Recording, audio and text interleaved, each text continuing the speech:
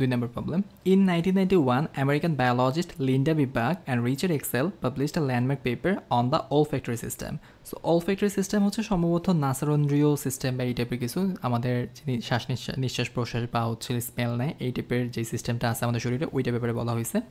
এবং landmark paper বলতে landmark paper হচ্ছে অ্যাকচুয়ালি কোনো একটা ফিল্ডে বা কোনো একটা জায়গায় ইনফ্লুয়েন্সিয়াল লেভেলের বা পায়োনিয়ারিং লেভেলের যে কাজ ওইটাকে সম্ভবত ল্যান্ডমার্ক টাইপের বলা হয়ে থাকে। এখন এখানে ল্যান্ডমার্ক পেপার বলতে অ্যাকচুয়ালি olfactory সিস্টেম রিলেটেড শুরুর দিকে ওরা কাজ করছে বা ইনফ্লুয়েন্সিয়াল কাজ করছে, এটাই অ্যাকচুয়ালি মিন করা হয়েছে খুব সম্ভবত।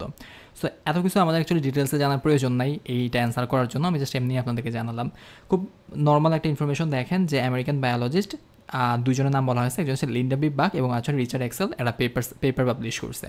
এরপরে বলা হয়েছে the paper detailed the discovery of the location of odor receptors in the nose and led to a more comprehensive understanding of how humans smell.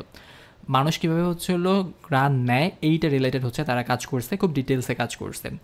এরপরে বলছে in 2004 dash received the Nobel prize in physiology or medicine for that research.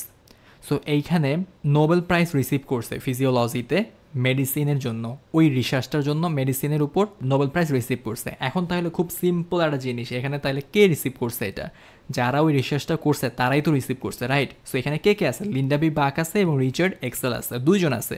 So এখানে যেহেতু দুইজন আছে আমি এখানে কী বসাবো? প্রোনাউনটা অবশ্যই দেই বসাবো, দেই ছাড়া তো অন্য কোনো প্রোনাউন এখানে বসানো যাবে না, রাইট? সো আমার কমন সেন্সে বলতেছে এখানে দে হবে। এখন আমি এবার দেখি যে অ্যাকচুয়ালি অ্যান্সারে দে আছে কি না।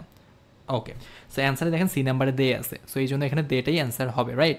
সো তিনের অ্যান্সারটা যে সি দেই হবে সেটা আমি অপশন না দেখে বুঝতে পারতেছি। সো আশা করি এটা নিয়ে কারো কোনো কনফিউশন নাই।